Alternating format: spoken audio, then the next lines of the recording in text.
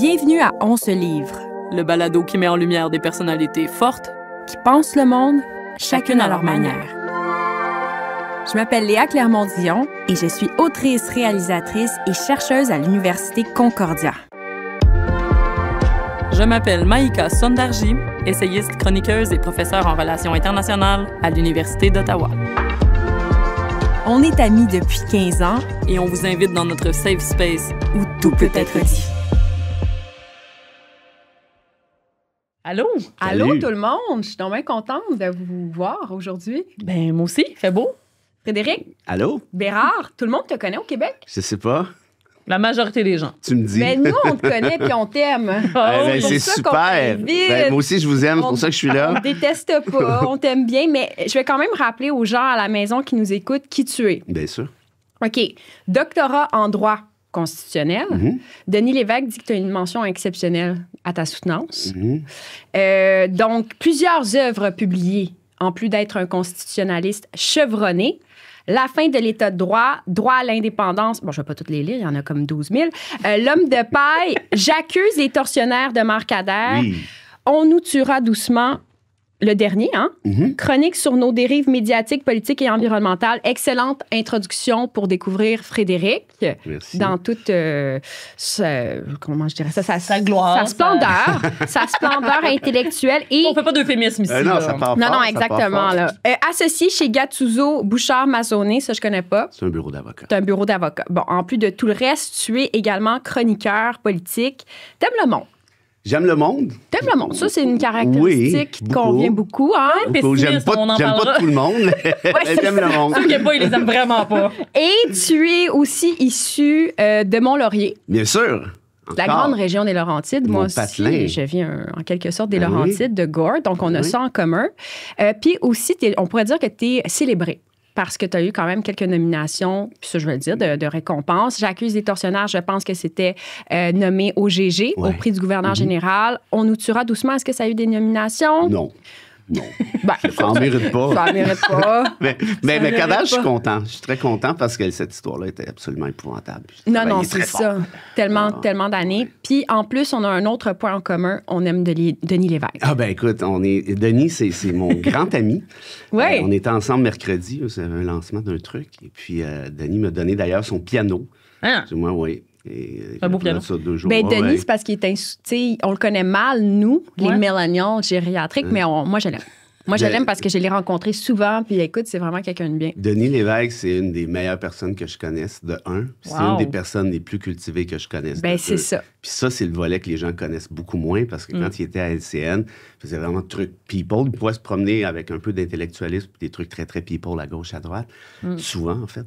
Mais ben non, si tu dis, mets 25 cents dans le jukebox, tu dis, Denis, parle-moi de Charlie Chaplin. Puis là, tu vas en Non, avoir je pendant sais, c'est heure. c'est une encyclopédie, puis je trouve que ça introduit bien, Frédéric, parce que tu es un intellectuel public, mais tu parles au monde. Puis moi, ça, c'est une des caractéristiques qui te singularise très bien. C'est un peu ça qu'on veut faire au podcast, je pense, d'avoir des gens Ouais. qui ont écrit des livres. Pas tout le monde n'a pas écrit autant de livres que toi, mais des gens qui écrivent des livres, mais qui parlent au monde. Puis d'ailleurs, je tiens à mentionner qu'on réalise un de tes rêves. Arrête donc. Aujourd'hui, oui. Je t'écoute. Parce que dans. C'est tellement On beau, nous ça tuera s'en va. doucement. Écoute bien. On va fermer les caméras pour les prochaines minutes. Donc, 221, page 221, tu nous dis que ce que tu nous souhaites pour le futur, là, tu as plein de choses, mais une chose entre autres, c'est que pour toutes les émissions de cuisine, de rénovation ou de douchebag, genre OD, c'est mis en parenthèse, c'est pas moi qui le dis, là, ou qu'au moins une soit dédiée aux idées et aux bouquins. Bravo. Puis c'est ça qu'on fait avec Bravo. toi aujourd'hui. Page 221. Oui, Page je me souvenais 221. pas d'avoir écrit ça, mais je vous crois sur parole. On va Et je le pense encore, Oh alors my parfait. God. Ben voilà, fait que c'est le but de Fantastique. podcast. Ben, bravo, De là, parler. honnêtement, je trouve ça fantastique. J'aurais accepté sous une autre formule, de toute façon. Ouais, ouais. Mais, Juste au ben verre, oui, mais que de vous cuisine. fassiez ça, c'est fondamental en démocratie. Ouais. Si on compare, par exemple, à la France qui célèbre sa littérature, Tellement. puis littérature au sens très, très large, là, peu importe, versus ici, tu sais, c'est la richesse d'une nation. Mais c'est mon point, exactement. C'est quand j'ai appelé Léa, j'ai fait là, Léa, moi, je suis tannée que tout le monde parle de tout et n'importe quoi, mais que publiquement, on n'invite pas les intellectuels. En France, il y a tout le temps un philosophe, un sociologue. Bon, il y a des sociologues québécois qui sont en France qu'on ben, qui nous font honte, hein? Oui, disons-le, franchement. Mais quand même, ils invitent des gens. C'est des auteurs d'essais, des militants qui ont écrit des livres. Donc, je trouvais ça important. On trouvait ça important de visibiliser. Oui, puis on dirait qu'on le reconnaît même pas, la valeur de ça. Tu sais, tu as un doctorat en droit constitutionnel. Tu connais bien le droit constitutionnel. Tu es un expert. Tu as fait des post-doctorats. Je veux dire, t'es pas... tu connais ton sujet. Alors, moi, le monde qui dit que ben non, il prend parole, etc. Non, regarde, c'est un intellectuel. Reconnaissons ça. Je trouve que ça a une valeur quand même. Ouais. Mais toi, je pense que les gens te connaissent puis ils reconnaissent ton expertise, mais c'est pas... Il y en a plein qui sont pas visibilisés comme ça. Mais c'est parce que t'as pas peur non plus de prendre le crachoir. Puis d'ailleurs, moi, c'est une première question que... T'as-tu peur de quelque chose, Frédéric? Si j'ai peur? Ouais, de quelque chose. Ici, on va dans les questions profondes. Ouais. J'ai peur des requins. Ça, oui, OK. Non, c'est pas drôle, là. Ah non. Mettons dans un grand bain ou comme dans l'océan, je suis pas débile à ce point-là, mais si je vais dans l'océan puis j'apprends qu'il y a déjà eu des requins pas loin, c'est impossible. Donc, tu as une phobie, là. Non, grave. Je vois, tu sais, avec les algorithmes dans des médias sociaux, j'ai testé mes peurs à maintes reprises en cliquant sur des vidéos de requins. Je peux devenir d'une autre couleur, là. Ah oui? Ah non. Puis je vais vous expliquer pourquoi. Vite, tu parlais de Mont-Laurier. Je suis originaire de là, j'en suis très fier d'ailleurs. Et mon oncle, qui n'était pas nécessairement le plus allumé tout le temps, avait eu l'excellente idée, j'ai 4 ou 5 ans, de m'amener voir le premier ou deuxième film de jazz. Ah non! Au cinéma, le soir. J'ai 4 ou 5 ans. Et ça s'est réglé là. Je pense que ça vient de là. Oui, c'est ça. Mais là, je suis capable d'aller dans la piscine. Pourquoi je te pose la question, c'est que, tu sais, dans tes chroniques, là, notamment, puis ailleurs, dans tes prises de parole, on dirait que tu n'as pas peur de nommer les choses, puis de critiquer vertement, frontalement, puis de signifier ton mécontentement. Tu sais, moi, je suis vraiment une grosse doudoune comparée à toi. Genre, j'ai aucunement le courage de... Tu sais, non, je suis pas courageuse comme toi. Maïka, t'es frondeuse aussi. Non, j'allais dire, moi, je suis la supra-doudoune parce que des fois, j'appelais, je me dis, comment je fais pour gérer ça, là, tu sais, les commentaires, la haine, les trucs. Toi, tu as l'impression que tu vas au bas. Puis tu vas dans les cordes sensibles. On dirait que tu y vas là où c'est sensible. Ah oui? Tu critiques tout le monde égal. Y a-tu quelqu'un, un politicien, mettons, là, tu critiques tous, presque tous. Ouais. Y en a-tu quelqu'un qui t'inspire ou quelque chose, tu sais? Aujourd'hui? Ouais. Je trouve qu'on est dans une ère qui est pas facile. Puis tu vois, peut-être ça va répondre un peu à la question en même temps. Peut-être faire un 2 pour 1, en tout cas, vous en jugerez. Là. Ouais. Mais on est tellement frileux, on a tellement peur de se faire détester qu'on laisse passer plein d'affaires. Parce que le Québec, c'est petit, parce que tu veux pas avoir du monde à dos, parce que tu dis, ben là, j'aurais peut-être pas tel contrat, machin, moi, peut-être perdre tel cossin, je serais peut-être pas invité sur tel truc. Puis ça fait quoi au final? Ça fait qu'on laisse tout passer, puis on se ramasse avec une société qui est d'une part sclérosée et d'autre part s'en va dans une direction qui, à mon sens, est tout à fait l'inverse de ce qui devrait se passer. Alors, pour répondre à l'autre question, est-ce qu'il y a des politiciens qui m'inspirent? Pas tant. Inspiré de. Puis moi, je suis pas un gars nostalgique dans la vie. Hein, jamais. Je suis pas nostalgique sur des ex, jamais. J'ai zéro nostalgie. De quand tu étais jeune des années 20. Là, pas en tout. Pas en tout. Je préfère l'oublier. Oui. Mais par contre, d'un point de vue politique, puis on a tendance à romancer un peu là, ce qui se passait à l'époque. C'était pas si rose que ça non plus. Mais tu prends juste une période très, très simple au Québec, là, quand tu avais Lévesque et Trudeau. OK? Tu peux adorer un, détester l'autre, vice-versa. On s'en fout. Mais il y avait un niveau d'intellectualisme, là. Tu sais, je veux dire, Doug Ford s'est fait élire en Ontario en promettant de la bière à 1 piastre. Tu sais, essayez de faire ça là, dans un conseil étudiant, vous allez faire rire de vous autres. Mais ça a marché.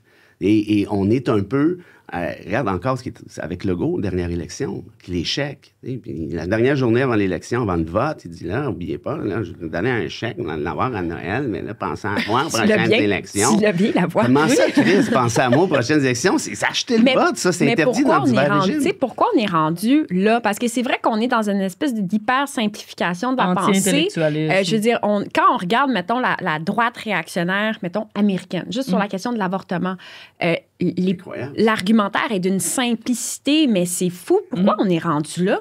T'sais? Je pense que ça fait... c'est une très bonne question. Je pense que les médias sociaux, puis ça fait un lien peut-être à ce que tu disais tout à l'heure quand tu parlais des expertises. Donc, j'en ai une, vous en avez une, mais au-delà de ça. Qu'est-ce qui est attaqué, notamment depuis les médias sociaux? C'est l'importance d'une expertise. Tout le monde est devenu expert sur à peu près tout. Tu sais, moi, j'ai un doctorat en droit, mais il y a beaucoup de sujets en droit où je refuse des entrevues. Parce que je dis, je suis pas civiliste, je connais pas ça, j'ai rien à dire d'intelligent, mais je réfère à des N'importe amis qui dirait que tu pourrais parler de tout ça. Là. Mais après ça, je vois des gens qui n'ont jamais étudié là-dedans, qui en parlent. Tu sais, regarde, je prends un domaine que je connais, le droit, des journalistes qui vont dans les palais judiciaires, les palais de justice, pour raconter qu'est-ce qui s'est passé dans la journée. Il y a à peu près personne là-dedans qui a étudié le droit 5 minutes. Tu sais, moi, je fais pas de chronique de char parce que je connais pas ça. Je fais pas de chronique culinaire. Je suis pas capable de me faire un grilled cheese. Toi, t'es là, tu débarques, puis tu vas m'expliquer un procès de 2 semaines. Ben, c'est pour ça qu'Yves Boisvert était intéressant dans sa perspective des choses. Il avait étudié en droit. Puis, mais dans l'autre génération de journalistes, il y a des gens qui avaient étudié mettons, un bac en droit ou un bac en relations internationales, puis là, ils devenaient journalistes de ça ou culturel. Mais aujourd'hui, moi, mon bac en journalisme, là, on devenait des techniciens de l'information. Tu vois, c'est délicat de dire ça, puis je veux pas manquer de respect à ceux qui prennent. C'est un job, mais tellement important. Là. Oui, puis c'est difficile couvrir ce qui se passe dans les palais de justice. Oui, mais encore plus quand tu connais pas ça. Ben, pour ça, moi, je trouve ça inconcevable. Donc, pour répondre à la question, je pense qu'il y a un glissement qui s'est opéré. Bon, le 11 septembre, pour moi, ça a été le début de la fin. À mon avis, là, ça a commencé à glisser. Puis on l'a vu, puis j'en parle justement dans le livre sur Kader. C'est arrivé par la suite les médias sociaux, puis est arrivé nécessairement Trump. Est-ce que Trump aurait pu se faire élire sans Twitter en 2016? Moi, à mon avis, la réponse est non. Pourquoi? Parce que les médias traditionnels, ben, leur job, entre autres choses, c'est de filtrer la bullshit. Ce gars-là, il ne serait pas passé. Bon, avec les médias sociaux, il a réussi à le faire. Et là, on est rendu dans une ère de populisme à l'extrême, où tu peux dire absolument n'importe quoi. Puis, tu sais, on a des commentateurs au Québec, c'est plate, là, mais c'est parce qu'ils sont dans la sauce, là. Ah ben oui. C'est une affaire de conspirationnistes. On veut des noms, je ne comprends pas du tout ce que je vais te le nommer, parce qu'apparemment, j'ai pas... c'est Stéphane Bureau. Moi, je trouve ça épouvantable. Tu sais, ce gars-là, puis je veux pas manquer de respect, là, je veux pas m'acharner sur le gars, je le connais pas, je l'haïs pas, je veux dire, mais ce gars-là, il est sur des podcasts conspirationnistes à semaine longue, il défend le Kremlin à semaine longue, il essaie de te faire croire que Harris, c'est un coup d'État contre Biden. Il faut vraiment pas que tu connaisses le BA de... Mais on l'invite parce que les gens se disent, ah ben regarde, tu vois, il représente l'autre point de vue. Oui, c'est l'autre côté de la médaille. Oui, mais c'est le point de vue de la ça, c'est un point de vue de désinformation, ce que tu racontes. Oui, mais c'est ce que les gens veulent. Les gens veulent les deux côtés de la médaille. On va parler de la crise climatique. Là, il faut un climato-sceptique. Oui, mais si 99,9% des gens disent une affaire... Moi, je peux avoir ton opinion, Maïka, parce que là, Maïka, qui est juste te l'introduire un peu, ben, vous connaissez. Oui. Vous connaissez déjà. Je suis fatigante avec ça. Je me sens comme une... Je veux toujours faire rencontrer les gens que j'aime. Anyway, Maïka est quand même prof en développement international. Puis, tu sais, ça, je suis vraiment contente parce que là, elle va prendre plus parole publiquement dans les prochains mois. Tu as ta tribune maintenant à Zone Info. Tu es invité de plus en plus dans l'espace public québécois, médiatique québécois. Puis ça, je trouve ça le fun. Mais là, tu as cette affaire-là. Vous avez les deux, vous prenez parole. Tu sais, vous avez aussi le combat d'essayer d'amener des nuances dans un espace moi, je suis pas rendue là, par exemple. exemple. C'est ça, je t'admire vraiment parce que sur certaines questions, je me dis, OK, là, il faut que je prenne la posture de la chercheuse puis que je déborde pas du cadre puis que j'ai pas de l'air de la woke puis ça va être un bon segue vers ton livre L'homme de paille. Je trouve que quand t'es à gauche... J'adore. Quand t'es à gauche, puis t'as certaines opinions sur le progressisme, disons, ou encore pire là, sur le racisme au Québec, mais là, t'es mis dans un coin, alors que les gens à droite vont dire que c'est eux qui sont peinturés dans un coin. Donc, qui est l'homme de paille au Québec, selon toi? Ben, écoute, c'est une bonne question, puis je trouve ça incroyable. Prends juste l'exemple du racisme systémique que tu viens de soulever. Parce que... T'as eu un débat là-dessus cette semaine, Maïka. Parce que, écoute, il essaie de nous faire croire que ça n'existe pas. T'as encore beaucoup de côté. Il y a encore des questions ça n'existe pas, c'est un leurre. Comment c'est un leurre? Mais non, mais je veux dire, tu peux pas avoir étudié en sociologie et arriver à cette conclusion-là. C'est impossible. C'est juste mathématiquement impossible. Écoute, t'as le SPVM lui-même qui dit on pratique le racisme systémique. Chris, ils doivent être au courant. C'est eux autres qui le font. Non, puis pas juste ça. Je veux dire, la loi sur les Indiens, je veux dire, c'est structurel, c'est systémique. Je veux dire, voyons, Puis on en parlait d'entrée de jeu tout à l'heure avant d'entrer en ondes. C'est tellement hypocrite parce que ce sont les premiers à venir vous dire regardez, là, les francophones au Canada sont discriminés. Ce qui est vrai, absolument. Mais tu es en train de. Tu réappliques les mêmes postures que tu dénonces, essentiellement. Tout à fait. Or, donc, juste sur la question du racisme systémique, écoute, moi, je ne sais pas à quel point je suis légitimé de parler, mais je pense qu'il y a peut-être une pertinence dans le fait que je suis blanc, puis j'en ai jamais vécu de racisme systémique. Fait qu'on ne pourrait pas quand même m'accuser de me victimiser, là. C'est pas le cas. Oui, mais justement, il faut des voix comme ça. Puis c'est ça que je me demande aussi dans les débats. Souvent, il y a je pense que t'es un bon allié. Là, pour vrai, je le dirais, là, après avoir lu tes livres, tes chroniques, je suis comme... C'est rare des gens de ta posture, positionnalité et de ta posture, mettons, au Québec, qui vont prendre la plume pour parler de ça, parler de la loi 21, parler de ces questions-là. Est-ce que tu t'es toujours senti à l'aise de parler de ça? Comment tu te... Toujours. Ouais? Puis je sais, mais ce qui me désole, puis ce qui me met comment je te dirais? Ce qui met de l'essence dans le réservoir, c'est de voir toute la mauvaise foi médiatique, puis de voir un gars comme François Legault qui avait dit à l'époque, il n'y a pas de racisme au Québec. C'est pas des maudites farces, là. Il n'y a pas de racisme. OK, parce qu'on est la seule société dans le monde. Mais ça n'a pas de bon sens. Mais c'est ça, c'est des débat sémantique. C'est la désinformation, mais regarde, ça. la rhétorique de ces gens-là, notamment Bock-Côté puis sa gang, c'est quoi? S'ils flattent le petit Québécois dans le sens du poil, t'es beau, mon petit Québécois, t'es fin, t'es bien meilleur que tout le monde, puis t'es une victime, si t'es écœurant, puis t'es blanc, ben voilà. Hein, s'il y a un raciste qui existe, c'est bien le racisme anti-blanc. Tu cherches en sociologie. Là, ben non, mais moi, on m'a accusé de ça, hein, du racisme anti-blanc. Tu te rappelles? Mais Maïka, oui, c'est très drôle, d'ailleurs. Hey, raciste anti-blanc, c'est moi ça. Maïka, cette semaine, tu avais un débat justement avec quelqu'un sur les ondes de la télé publique sur le racisme systémique. Reviens sur ta position. Ben justement, c'est une personne, Karima Brie. Je sais pas si bon, très proche de Mathieu Bock-Côté, justement. On ne peut plus. Ben, on va pas médire sur elle, là, mais vous avez un point de vue différent. On est sur des panels différents, exactement. Puis là, c'est ça, moi, je trouve que d'avoir même le débat. Est-ce qu'il y a du racisme systémique au sein du SPVM? Tu sais, toutes les recherches le disent, mais là, on va se faire accuser. C'est exactement ce que j'allais dire. On va se faire dire, c'est des recherches en sciences sociales. OK. Il y a une juge de la Cour supérieure qui le dit. OK. Il y a le chef du SPVM, des hauts gradés du SPVM, tous les rapports indépendants. Je veux dire, comme tu disais, si tu utilises les chiffres, il n'y a personne qui argumente, personne utilise les chiffres quantitatifs pour dire il n'y a pas de racisme systémique. Donc, Commission des droits de la personne qui ont encore là, qui font des recherches sérieuses, qui sont d'une méthodologie irréprochable. Puis je comprends qu'en sciences sociales, il y a une limite. Puis tu sais, un de mes arguments maintenant pour ça, puis je m'amuse. Vas-y, donne-moi ça. Tu sais, je déballe tout ce que tu viens de dire, ça. Il y a ces études-là, blablabla. Donne-moi une contre-étude. C'est ça? Il n'y en a pas? Non, mais à part une chronique de journal, puis à part ce que François pense. Mais à la page 63 de ton livre... vous avez lu, pour vrai? Elle est folle. Tu cites un animateur qui dit « J'ai pensé à ça, puis le racisme systémique, j'y crois pas, moi. » C'est du Trisac. Puis là, tu dis... Puis moi, Benoît, j'ai pensé à ceci. D'après moi, accoucher, ça fait pas mal. Et ça, j'ai surligné ça parce que je trouvais ça excellent. On peut te dire, de ce côté-ci de la table, on peut te dire que ça fait mal. Ben, tu sais, je trouvais que ça résume tout, là, vraiment. Comment tu fais pour... Juste, puis regarde bien, là. Mais c'est l'abnégation du réel. Mais total. Puis là, je veux pas tomber là, dans le wokisme nec plus ultra. Mais je pense qu'on est trop woke en cabale. Ben, pour tout le monde, mais c'est parce que c'est tellement rendu galvaudé, c'est n'importe quoi. Mais quelle est la légitimité de quelqu'un sur les ondes d'aller se prononcer sur est-ce qu'il y a du racisme systémique dans le SPVM? De quoi? Regarde les études, puis c'est tout, là. Je veux dire, on s'en fout de ton opinion, c'est pas pertinent. Après, on peut débattre de comment on fait pour s'y attaquer ou l'ampleur du problème. Ça, c'est autre chose. Mais moi, c'est le débat sémantique que je peux plus entendre. Il y a du racisme systémique. C'est défini dans la littérature. Après, si vous voulez pas utiliser le mot, rendu là... Mais là, moi, j'ai envie qu'on parle de la stratégie, de leur stratégie pour faire entrer ça dans le débat public. Parce qu'à force de le répéter sans cesse, c'est comme si ça devient un fait. Ça, c'est du Trumpisme. Ben oui. Trump, c'est exactement ce qu'il fait de répéter. Et moi, je trouve ça fou parce que dès que tu amènes une nuance après ça, puis que tu remets en cause cette perspective qui est maintenant la perspective dominante, tu te fais ostraciser. Puis là, tu n'as plus le droit de parler. On peut plus rien dire, c'est ça, mais ils n'acceptent pas la critique de ça. Mais non, mais c'est ces gens-là qui disent qu'on les laisse pas parler. C'est eux qui disent on peut plus rien dire, finalement. Mais on peut pas débattre avec eux. C'est impossible de débattre. Il n'y a pas eu de débat là-dessus. C'est comme, ben non, racisme systémique, ça n'existe pas.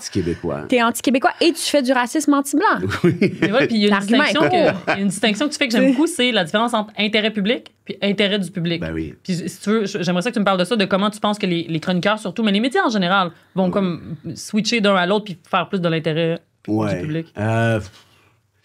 C'est sûr que là, on est dans une ère où c'est pas facile, hein, côté médiatique. Tu veux nécessairement que tes articles soient lus, tu veux nécessairement que tu sois être écouté, tu veux justifier ta pertinence. Puis ça devient le problème, je pense, des chroniqueurs professionnels. Dans le sens où quand c'est ça ton job dans la vie, tu n'as pas autre chose, puis c'est pas une critique, là, c'est tout à fait légitime de faire ça temps plein, ben tu vas garder ta job. Puis Ouais. ça amène des dérapages assez importants, je pense. Et ça fait en sorte qu'on dit souvent, pas tout le temps évidemment, mais souvent n'importe quoi. Je lance un défi à quiconque nous écoute. Trouvez-moi une seule étude, rapport, expertise, chiffres, statistiques, déjà énoncées dans les 2000 dernières chroniques de Mathieu Bock-Côté. Juste une. Juste une. Écoute, c'est pas Juste moi un- qui va faire ça. Écoute, mais si quelqu'un veut le faire. non, mais tu cites un mémoire de maîtrise, là. Paraît-il que tu cites un mémoire de maîtrise. 874 reprises, Richard Martineau a employé des termes absolument délétères. Mais, oui, c'est quoi le mémoire de maîtrise? C'est à l'UQAM. C'est sur Richard. C'est sur Richard Martineau, c'est Ouais. sur... Non, c'était sur... C'est une analyse de sur discours de Mathieu Bock-Côté. l'islamophobie de Martineau, mais évidemment, Ah, c'est ok. un mémoire de maîtrise, fait que de l'UQAM. Fait que pour Martineau, Ben oui, ça compte l'UQAM, pas. hein? C'est quoi il va- l'UQAM? il va- Moi, je suis chargée de cours à Mais tu vois, l'UQAM. j'ai l'air de blaguer avec l'affaire des statistiques, mais c'est parce qu'arrive un moment donné... Non, mais tu veux des faits. Mais voilà, mais c'est quoi ton rapport? As-tu un truc? Puis dans son livre, puis là, je parle de Bock-Côté, qui a été descendu de...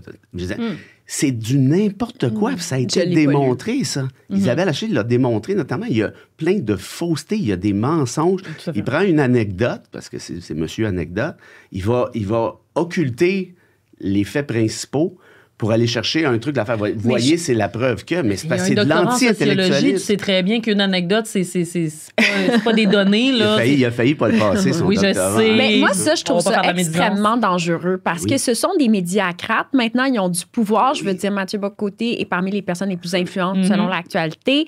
Puis, c'est la désinformation. Le fondateur de Internet, du World Wide Web, là, Tim Berners-Lee, a dit, moi, là, ma machine, là, son plus gros problème, c'est la désinformation et c'est la menace à la démocratie. Puis, Il doit être pas pire au courant. ouais, c'est ça. Il n'est pas pire au courant. Puis je pense que c'est un rapport de Horizon Canada là, l'année dernière aussi qui disait que la désinformation était une arme, tu sais, vraiment menaçante pour la Mais tu démocratie. fais ce statement-là, ben, je frappe partout. Mais c'est ça qu'ils Mais font. Tu parles de ça, mais c'est ça, c'est plus important que juste de dire « Ah, ils mentent, c'est pas correct. » Hey, ça a un impact sur notre démocratie. Moi, cette semaine, quand j'ai... Ben, en fait, C'est clair. j'ai fait paraître un essai pour jeunes là, qui parle de féminisme, de violence sexuelle. Quelque chose Là, de on dit cette très- semaine, mais c'est il y a plusieurs Ouais, mois. il y a plusieurs mois, excusez. Salut, ça va. Quelque chose de très, là, comme relax, on dialogue, on essaie de prévenir. Écoute, je reçois des messages de gars qui me disent « Hey, la propagande féministe, tu fais de la désinformation. » Tu sais, Ben oui. sûr. c'est ça. On est... C'est Ils sûr. revirent les arguments contre nous. Je trouve que le discours dominant, on est rendu là. Tu sais, c'est rendu que je fais de la propagande. Mais là, on est Alors qu'on est très sur les apathique, faits. Bon. là, puis on est très pessimiste. Ouais. Mais j'ai quand même cru sentir... Là, tu dis des choses comme l'humanisme s'effondre chaque mois davantage.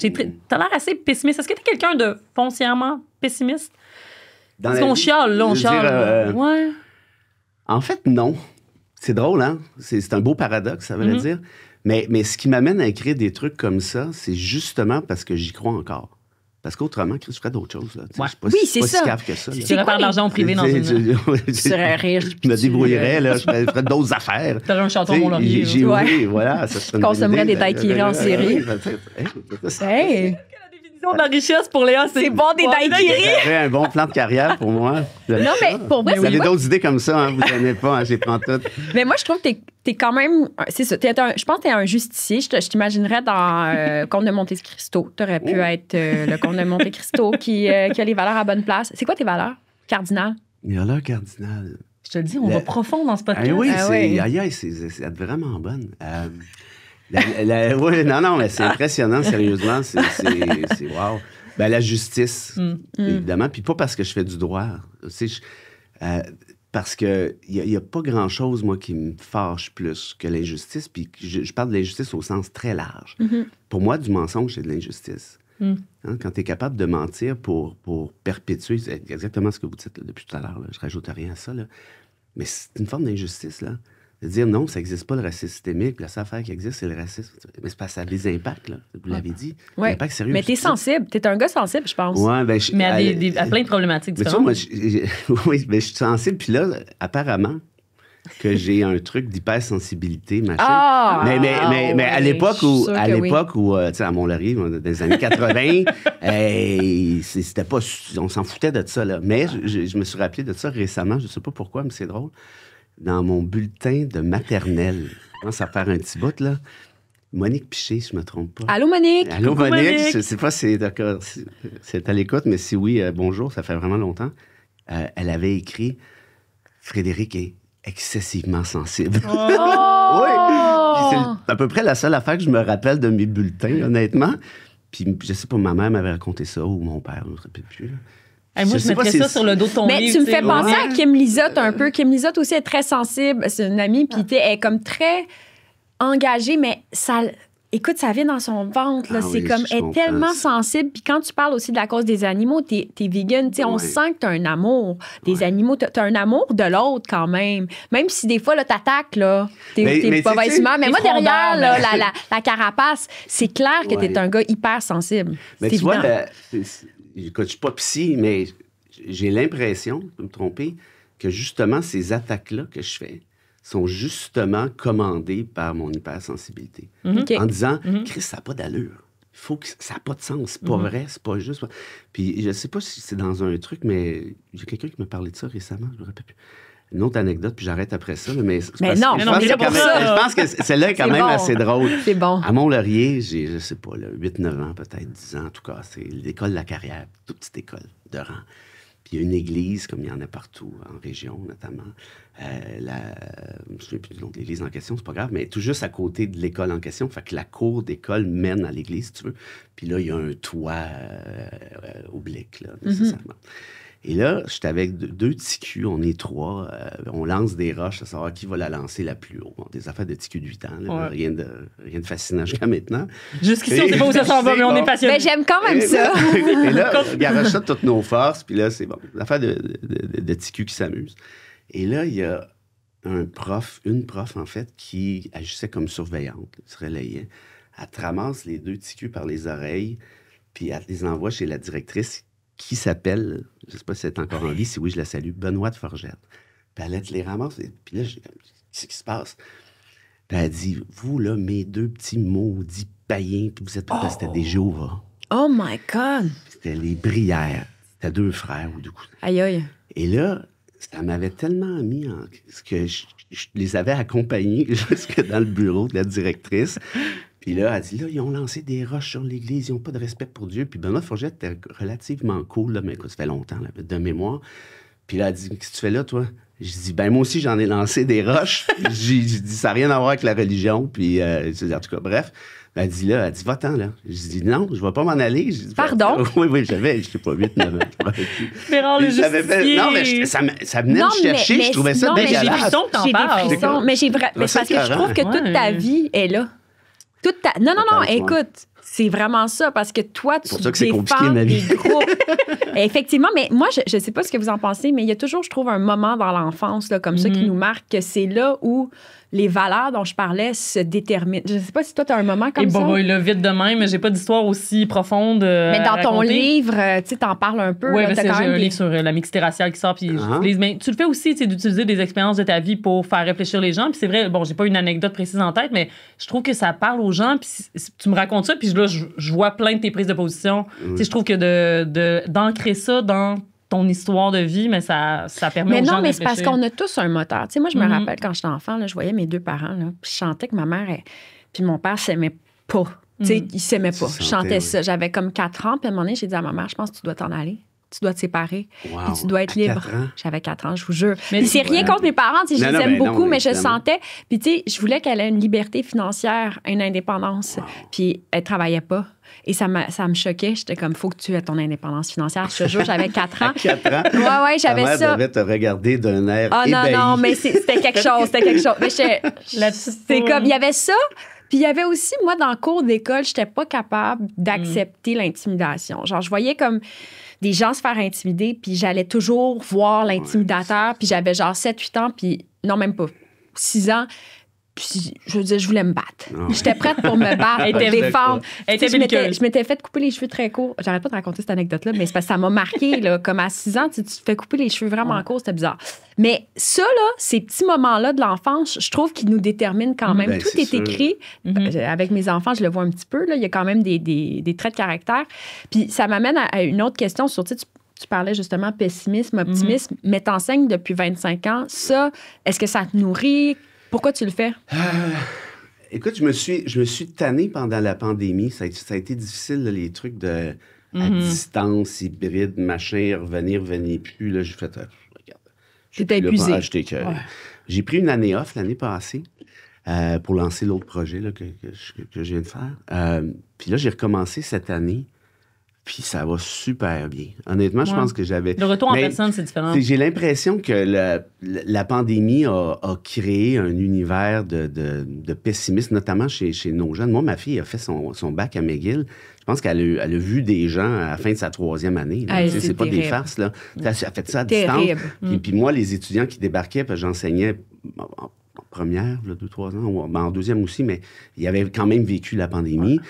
Il avait fait des cours au cégep, à l'ordi, machin et tout, puis ça avait tué la dynamique de classe. Puis je les blâme pas eux, là, ils ont toujours été bien corrects. Là, mais là, il était fatigué. Il était mortifié. Oui, puis moi, mes cours, chacun a sa méthode. Là, il y a autant de méthodes pédagogiques qu'il y a de profs. Mais moi, j'essaie d'être le plus socratique possible. Fait que je lance des questions en l'air, puis ça débat. Ah oui, clairement. Moi, je fais pas un show. Là, ça c'est vrai? Oui, à 100%. Ce qui fait que quand tout le monde est derrière son ordi... Puis là, il y en a, tu vois pas l'écran, tu vois pas leur face à l'écran. Tu sais, je veux dire, c'était juste... C'était impraticable. C'était impraticable. Et là, tu vois, là, j'ai recommencé il y a quelques semaines. Ça se passe nickel. T'es bien, t'es heureux. Vraiment, ouais. Mais justement, là-dessus, est-ce que tu penses que... on dit les jeunes, c'est l'avenir, puis ils sont souvent plus vindicatifs, ils vont souvent plus se positionner. Tu penses que ça a eu un impact sur l'apathie ou le cynisme? Ou est-ce qu'ils sont moins... Moi, j'ai le feeling que la pandémie avait tué cette espèce d'engagement-là. Puis, tu sais, je me mets à leur place. Moi, j'aurais jamais été capable de faire un bac, même un cours de 3 crédits à l'heure. Non, moi non plus, là. Non, moi, j'aurais pas été capable. Ça, c'est sûr. Fait que je les blâme pas. Et là, mais c'est pour ça que je te dis, tu sais, j'ai juste pris une petite pause de rien, dans le fond, au final. Et là, de les revoir, c'est comme en 2019. C'est reparti, là. Ouais, moi aussi, je trouve que... Ils sont allumés. Il y a personne qui a l'air d'être à l'ordi plus qu'il faut. Il y a des questions, ça revole de partout. Vraiment, fait que moi, je me sens sur le dos de la pandémie. T'es optimiste, dans le fond. T'aimes le monde, t'aimes les jeunes. Écoute, c'est pas sorcier, là. Tu sais, si on fait pas confiance à cette jeunesse-là, on est aussi bien tiré à la plug. Mais moi, elle me donne vraiment confiance, là, la jeunesse. Ta petite jeunesse de tes enfants. Ah, ben, mes enfants, mais aussi les étudiants. Je trouve que, tu sais. C'est vrai, t'enseignes maintenant en genre et politique à l'UQAM. Oui, c'est ça. Mais au-delà de ça, tu sais, ça fait quand même une dizaine d'années que je rencontre des jeunes, des conférences, plein de conférences. Tu sais, mon lectorat, c'est beaucoup des jeunes. Là, je vois aussi les jeunes grandissent, puis là, ils sont rendus à maîtrise pratiquement. Là, ton livre, comment c'est reçu? Justement, Salut, ça va, ça t'adresse. Je sais pas, mais là, j'ai reçu un message de l'ancien président d'RDS, qui était là pendant 25 ans. Papier? Comment il s'appelle? On va aller voir sur LinkedIn. On le salue d'ailleurs. J'étais tellement contente d'avoir un petit message de ce... Je veux parler à d'autres mondes à qui je parle avec ce livre. Jerry Frappier. Oui, c'est ça. En tout cas, donc voilà. Mais il était content. Il disait que ça va être pour le livre. Oui, il était vraiment content pour le livre. Parlait des jeunes hockeyeurs. Oui, il était vraiment content. Oui, la Ligue de hockey junior majeur du Québec. Gros job. Mais j'aurais aimé ça. J'aimerais ça que le livre soit... J'aimerais ça aller dans des syndicats de construction. J'aimerais ça aller ailleurs un peu, là. Oui. Mais toi, d'ailleurs, c'est-tu difficile de défendre tes positions dans certains médias qui n'accueillent pas nécessairement? C'est pas comme... ouais, non, mais parlant de pont à faire. Tu sais, t'es pas à Radio X ou... Oui, j'ai fait de Radio X. Comment ça se passe pour toi? Avec Moret. Il m'a même offert un job régulière. Un job régulier. C'était cet automne, puis j'ai refusé pour d'autres raisons. Ça n'a rien à voir avec l'idéologie. Toi, tu te mouilles, là. Tu y vas, là. Tu vas là où les gens pensent. Je fais des podcasts de droite, Yann et Frank et tout. Ça s'est pas bien passé, mais je fais souvent sur la Terre des hommes, qui est très à gauche aussi. Là. Je le fais quasiment une fois par mois, peu importe. Je fais le Rover avec Chris Curtis. Y a-t-il quelque chose que tu préfères? Préfères-tu aller à Radio X ou à Radio-Canada? C'est sûr que... Comment je te dirais, c'est plus agréable, soyons honnêtes. Quand on est d'accord. Ben oui, c'est réconfortant. Puis bon, puis là, en plus, tu te fais dire ce que tu penses. Donc, nécessairement, je suis pas capable. mais quand je fais des trucs avec des podcasts beaucoup plus à droite, là, c'est sûr que c'est plus confrontant, mais il faut le faire. Puis je grandis là-dedans aussi. Hein, parce que, tu évolues, oui? Ben oui, nécessairement, parce qu'il y a des angles que tu vois pas. Par exemple, ces gars-là, Yann et Frank, que j'aime beaucoup par ailleurs, ils sont vraiment à droite, mais ils sont pas racistes pour deux scènes. Ça, je serais pas capable, j'accepterais pas. C'est pas nécessairement négatif de leur part. Ils peuvent être à droite, c'est leur position. Moi, je suis très à gauche, même économiquement parlant, mais ils soulèvent des trucs que j'aurais pas pensé autant. Donc ça va. Mais parfois, tu sais, ça tombe à plat. Je donne des conférences aussi, là, à gauche, à droite. L'autre fois, il y a une gang Je peux dire, je vais raconter rendu là. C'est pas grave. Ben, nomme-les pas, là. En Beauce. D'accord. Je suis souvent allée en Beauce. Ouais. C'est Puis je pense que la Beauce n'était pas prête pour mon humour. Là. Non! Non, c'est pas bien Frédéric passé. Bérard est tombé à plat. Non, mais écoute, plouc, ça fait que ça a duré 1h30. J'ai fait... Ah, c'était long. Puis t'étais dans un syndicat ou dans un groupe? Ouais. Ah ouais? Ouais. Ah, moi, j'étais allée, mais tu sais, ce qui aide, c'est quand les gens ont bu. Ah, Moi, Ouais, j'étais allée non. en Beauce, puis tout le monde C'est ça, le buvait truc. de la Molson. Fait que moi aussi, j'ai bu, puis ça s'est bien passé. Rendu là. Tu sais, il faut que tu bon boives. truc. Amène ta caisse la prochaine fois. Non, mais boire, ça Jamais. amène. Oui, ça, c'est... Faut Oui. pas être frette nette, là. Mais je pense qu'il aurait fallu qu'ils boivent beaucoup pour le trouver drôle. Là. On partait de loin, là. Non, Il y avait une distance. Ça marchait ouais, pas. puis c'est parce qu'on était encore pendant la pandémie, ou en tout cas vers la fin. Puis là, il me revenait toujours avec ça. Est-ce que le gouvernement Legault va imposer un couvre-feu? Mais j'ai pas Mais envie de voyons, parler de comment ça, tu peux là. savoir C'est ça? que, de toute façon, comment tu veux que je le sache, effectivement? Ouais. Puis deux, ça me tentait pas vraiment de parler de ça encore. Fait que, en tout cas, bref, non, Mais- ça a été une catastrophe. En même temps, tu dis, honnêtement. bon, c'est un public que t'es pas habitué, C'est ou ils sont pas habitués correct. de t'entendre. Mais c'est un devoir, puis tu le dis dans tes livres, tu sais, d'être un intellectuel public, mais tu sais, de participer au débat public. Puis est-ce que tu penses qu'on le fait assez? Est-ce que les académiques ou les universitaires, ou est-ce que parce que tu dis on est frileux, on a peur d'aller se mouiller, tout Mais ça? c'est pas évident. C'est pas évident. Puis moi, j'ai... Non, puis c'est frustrant. Oui, on va c'est se le dire. frustrant. hein. Moi, j'ai eu la chance d'avoir un gars comme Denis Lévesque, dont tu parlais tout à l'heure, qui, je pense, c'était en 2012, si je ne me trompe pas. Mais il m'a embarqué sur son show chaque semaine et tout. Puis, tu sais, du jour au lendemain, là, tu vas au Tim Hortons en région, là, les gens viennent te voir, puis te parlent, puis tu prennent des Ben photos oui, avec toi, ben puis, oui. Ça pogne dans Lévesque, là. Ouais. Il y avait Ah non, 400 c'est 500 000 personnes Ouais. qui regardaient ça le mardi, là, quand il faisait beau, là. Tu sais, je veux dire, c'était le Fait que l'impact gros que show. t'as dans une émission comme Mais ça. c'était énorme. Alors que c'est un auditoire qui, comment je te dirais, qui n'était pas nécessairement friand de mes idées, de mes valeurs. À première vue, il y en a. Mais tu vois, ça, moi, j'ai toujours... je remercie Denis pour ça. Puis deux, tu sais, je vais à Radcan le lendemain, puis évidemment, tu changes un peu le ton, tu changes un peu le style, mais j'ai jamais changé d'un iota, je crois, en tout cas, les idées que je défends. Puis ça, je vais vous dire pourquoi je le fais. Pourquoi j'ai fait les trucs de Lévesque, puis j'en fais encore avec lui dans son podcast, c'est que moi, mes grands-parents maternels étaient des gens adorables en région, mais qui l'avaient pas eu facile. Disons ça comme ça. Ma grand-mère avait une 5e année du primaire. Mon grand-père avait une 2e année du primaire. Et là, on parle dans les années 20, 30. Il dormait, entre les deux guerres, là, il dormait sur des sous-sols, dans un sol au lac des Îles d'argile frais. Non, Donc, c'était d'une pauvreté. C'était la misère. C'était cette période-là du Québec. C'était la Faut pas misère oublier non plus, totale. là. Fin des années 40, début 50, mon grand-père, donc paternel, est atteint de la tuberculose. Ah, comme Jeannette, durant la pandémie. Débarque au sanatorium à Montréal. Ah, OK, j'allais dire, t'étais-tu à Sainte-Adèle? Étais-tu à Sainte-Adèle avec Jeannette Bertrand? Parce qu'elle était là à 14 ans. Ben, Fait que ça il a à peu coïnciderait. près le même âge, je te dis. Il aurait eu le même âge. Ben, il est ça décédé, fait un bout de temps, coïnciderait. Puis oui, d'après moi, oui. Je calcule, là, vite fait comme ça, ouais, pas mal certain. Mais il est au sanatorium de Montréal pendant 2 ans et demi, 3 ans. boy. Et là, il y a ma grand-mère, qui, je le répète, a une 5e année, donc qui n'a aucune spécialisation de rien, qui a 3 enfants, dont ma mère, qui est la plus jeune, qui a à peu près 3-4 mois. Quand mon grand-père rentre au sanatorium, ma mère a 3-4 mois, puis Non. son plus vieux a peut-être 2 ans et demi, Donc, 3 ans. son mari est malade, là. Mais tout au ça. point où on y a amputé un poumon, là. Tu sais, Ah! ça va pas, là. C'est sérieux, là. Aïe, aïe, Et aïe. fait que là, t'as ma grand-mère qui se débrouille, bon, patati du mieux qu'elle peut, puis mon arrière-grand-mère. Écoute, le curé du village allait porter du lait de poule à la porte de ma grand-mère pour qu'elle puisse nourrir ses enfants, là. Tu sais, on était Ouais. là, là. Pour les femmes, c'était pas facile d'entendre déjà, puis là, tout On ça. était là, là. Et donc, puis moi, j'ai été élevé beaucoup avec mes grands-parents. J'étais très Ah près. oui, Ouais, j'étais ok. très, très près d'eux. Puis mes grands-parents paternels aussi. Énormément. En fait, j'ai toujours eu beaucoup de... Tu sais, je vais dire franchement, là, ils m'ont vraiment amené ailleurs. Tu sais, ils m'ont même un peu élevé, disons ça comme ça. Et tout ça pour dire que moi, mes grands-parents, donc maternels, ils regardaient pas Radio-Canada parce que le ton, parce que le style... Il se sentait exclu de la discussion. Oui, voilà. Puis ma grand-mère lisait énormément de livres, celle qui m'amenait notamment à la bibliothèque municipale à Mont-Laurier, puis je passais des journées là, elle cherchait des tonnes de livres. Ma grand-mère paternelle faisait ça aussi. Le goût de la lecture, c'est là que c'est venu.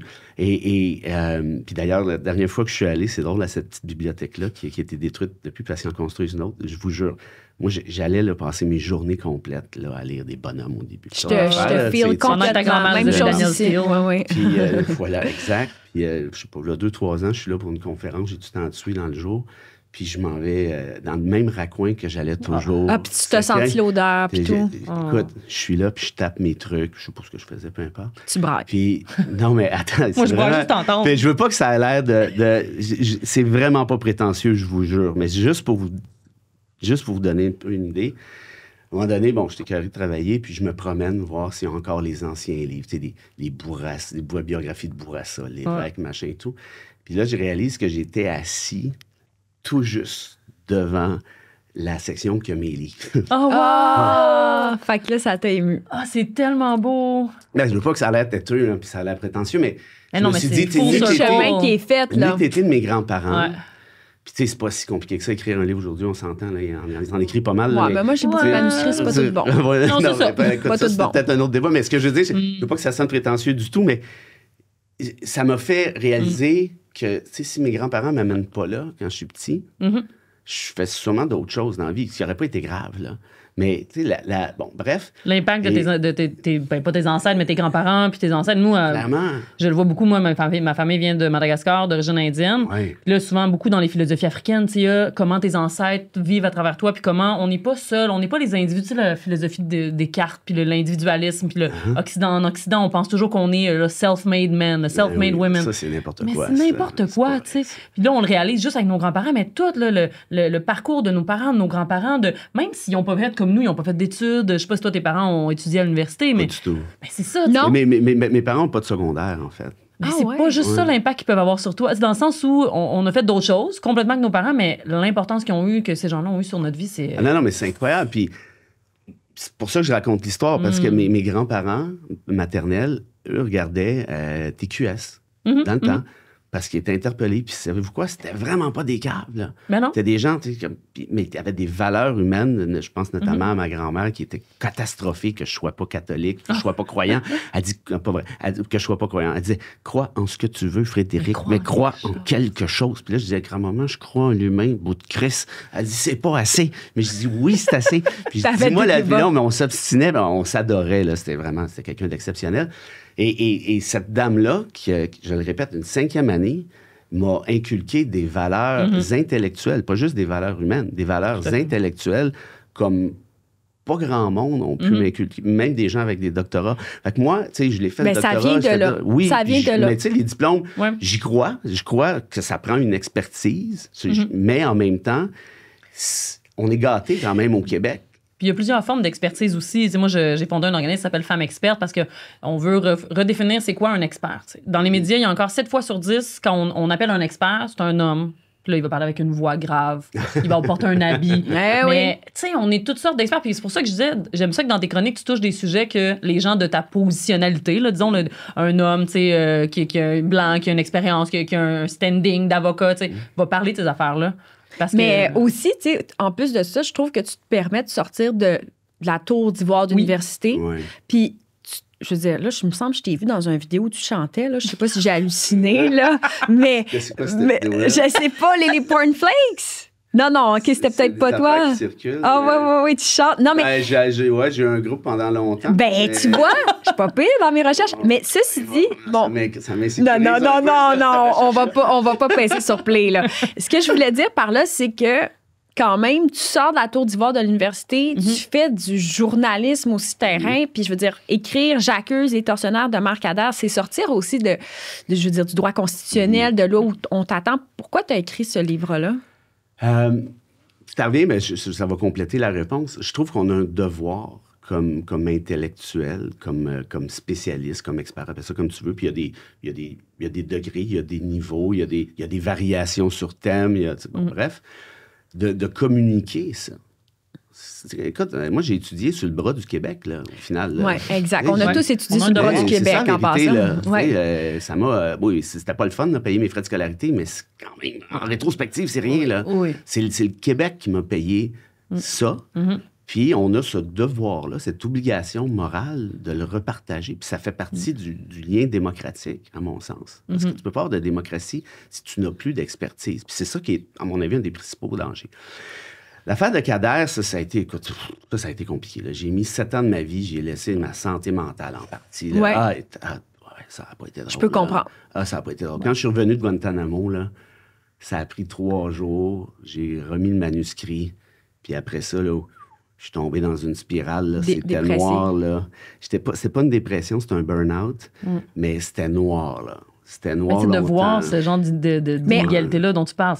Mais est-ce que tu veux résumer un peu ce projet-là? Oui, ben c'est ça. C'est Omar Khadr, qui est un enfant soldat qu'on a sacrifié. Là. Les tortionnaires en question, évidemment, il y a son père, le père de Khadr, qui est un des bras droits de Ben Laden, une espèce de maniaque. Et Stephen Harper, en bonne partie, que je critique très frontalement. Puis je pense que c'est bien mérité parce qu'il a instrumentalisé un enfant, essentiellement. Puis ceux qui me disent, c'était pas un enfant, il avait 15 ans. Oui, c'est un enfant. Comment qu'il a instrumentalisé, justement? Ben, Harper, je vais commencer avec... vas-y. Je vais commencer avec son père. Son père dit à lui et ses 2 frères, les gars, quand vous allez vous faire sauter pour l'islam, pas si, quand vous allez vous faire sauter pour l'islam, vous aurez le droit à la récompense de votre choix rendu de l'autre côté. Toi, qu'est-ce que tu veux? Un de ses frères qui répond, moi, papa, je vais avoir un stationnement rempli de voitures de luxe. Très bien, tu vas les avoir. Moi, c'est le père qui parle. Moi, j'aimerais ça avoir une chute puis un éléphant blanc. Bon, peu importe. Et toi, Omar, t'aimerais quoi? Puis là, Omar, il se gratte la tête. Il dit, moi, papa, j'aimerais ça avoir une piscine remplie de jello. C'est son dessert préféré. Tu sais, c'est un enfant. Oh. Savez-vous, il a quel âge? 4 ans. Non! Fait que tu me fais croire qu'un enfant qui est élevé dans ce climat de haine, de violence, de détestation de l'Occident. Un endoctrinement. À 15 ans, il va se réveiller, il va dire « Hey! » Puis comme si les États-Unis n'avaient rien à se reprocher d'un point de vue géopolitique, là, déjà, là, à la base, là, le manichéisme, ça va. Là. Fait que bref, Harper, lui, savait ça. Il avait compris. Et il s'est mis à spinner dès le début. C'est un terroriste. Et Khadr a fini par être accusé de crimes qu'il n'a pas commis. Ça, c'est une des révélations du livre, basé sur des expertises en balistique, que j'ai pas, c'est pas mon expertise, là, c'est celle de Sue Garacino, entre autres. Il est accusé de crimes qu'il n'a pas commis, et de toute manière, même s'il les avait commis, il n'aurait jamais dû subir ce qu'il a subi, parce que c'est un enfant soldat, au sens des conventions applicables. C'est tout. Et vous avez la charte canadienne, qui a été violée, ça a été reconnu par les tribunaux et autres, mais Harper savait très bien qu'il pouvait jouer avec ça. Fait qu'il lui disait, c'est un terroriste, il est accusé de crimes graves. Moi, quand j'étais allé à Guantanamo, ce que j'ai appris, puis ça m'a viré à l'envers. Puis il était temps que j'y aille pour que je comprenne ce bout-là, parce que ça faisait quand même 7 ans que j'étais là-dessus, mais je pensais jamais qu'on était... C'est que les États-Unis ont accusé Khadr justement pour être capable de pouvoir tirer... Parce que le Canada en voulait pas.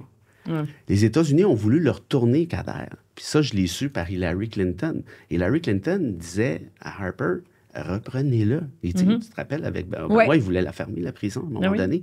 Reprenez-le. Puis Harper dit non, on ne le reprendra pas parce que c'était bien trop payant pour lui électoralement politiquement, pour les conservateurs. De l'instrumentaliser, la lutte à l'islamisme, tu regardes les etc. sondages. Au début, une majorité de la population canadienne était en faveur de Khadr. Façon de parler.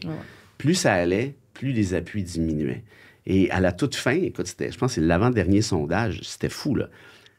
La première question, c'était pensez-vous que Omar Khadr aura droit à un procès juste et équitable à Guantanamo? Majorité de répondants, ben non. C'est Guantanamo. Bon, jusque-là, on est d'accord, parfait. Deuxième question. Souhaitez-vous qu'Omar Khadr ait son procès à Guantanamo? Ben oui.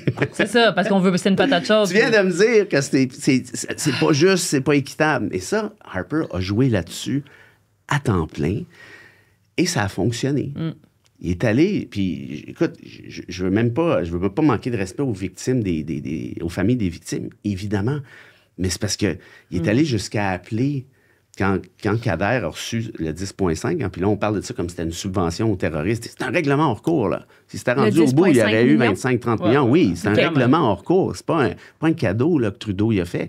Il est allé jusqu'à appeler la veuve pour dire je m'excuse au nom des Canadiens, puis puis il resurfait ça.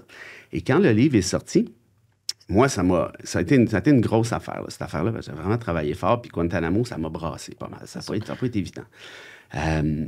Et le deal qu'on avait avec un journaliste, c'était Thompson du Globe and Mail, j'ai donné l'exclusivité.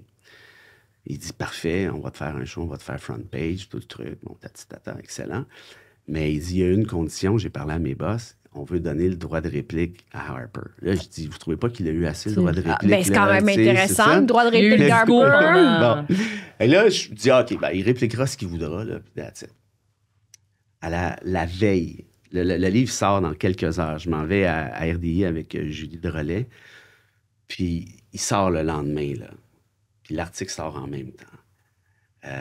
Eric G. Thompson m'appelle, puis il dit... OK, je voulais pas te le dire, là, mais là, tu croiras pas à ça. Je dis quoi? Qu'est-ce que tu voulais pas me dire? Moi, je crois à bien des affaires qui se passent. Puis il s'en passe des choses dans les coulisses. Qu'est-ce que dit Stephen? Il essayait de rejoindre Steven, tu sais. Puis à un moment donné, Steven a répondu ceci. Il dit, je n'ai jamais caché. Parce que le scoop de l'article, c'est Harper qui a bloqué le transfert de Kader au Canada. Mais c'était de là, il bullshitait là-dessus parce qu'il disait non, il est accusé de crime grave, les États-Unis ne veulent pas nous l'envoyer. Ah, donc c'est oui, ça! Oui, il mentait. Puis moi, je le tenais d'Hillary Clinton. OK. Je le savais. Et là, je le savais, mais en même temps, ça reste un peu du oui-dire. Tu sais, je l'ai su de Clinton, mais je ne l'ai pas su de Harper. Fait que là, moi, je m'attendais à ce qu'il me garoche en bas de l'autobus en disant c'est qui ce petit Chris-là, puis c'est pas vrai, puis blablabla. Il a dit Frédéric a raison, bref. Oui! Wow. Mais là, Thompson, il me dit ça la veille, je m'en vais à RDI, là, je rentre dans le taxi. Hallucinant. Puis là, attends, j'ai dit quoi? J'ai dit, t'es sûr? Il dit, écoute, j'ai le courriel au point où j'ai réécrit. Il a écrit à Harper. Il dit, êtes-vous sûr? C'est puis ça. Puis vous pouvez le trouver, l'article, là, il est publié là, depuis je sais pas, 1 an et demi peut-être. Et là, j'ai dit, OK. J'ai dit, donc, il confirme. Il dit, ouais, puis mieux que ça. Il dit, j'ai écrit à Hillary Clinton pour tester ce que tu dis. Puis elle a accusé réception, puis elle répond pas. Je dis, ça veut tout dire. Je dis, OK, cool. Ah ouais, OK. Mais là, c'est parce que, dis pas, là, j'ai mis 7 ans là-dedans, là. Je dis, moi, là, si je me fais ramasser, puis mon livre fait poète-poète, là, c'était un peu, pas un super retour sur l'investissement. Fait que là, je dis, c'est excellent. Parfait. Le lendemain, pouf, ça part.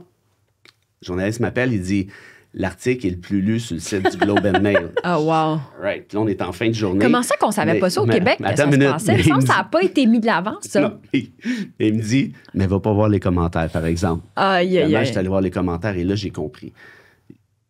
Il y avait peut-être une personne sur 200 qui disait, ben, moi, je pense que c'est peut-être vrai ce que dit Bérard. Les autres, non, mais Harper même si Harper dit... Écoute, c'est ça le point. Puis là. Harper a avoué. C'est ça que j'essaie de dire. C'est de la bullshit, mais c'est pas grave. On n'en veut pas. Mais non, mais ça n'a pas parce que tellement de bon influencé sens. le Mais discours. ça, là, c'est incroyable. Omar Là, j'ai Kader, compris toute la game par rapport au Québec. T'as appris, Ça m'a ça frappé. t'a sonné, ça t'a choqué. Parce que je me dis, attends une minute. Là, C'est comme je ça te que ça marche. révèle un scoop, là.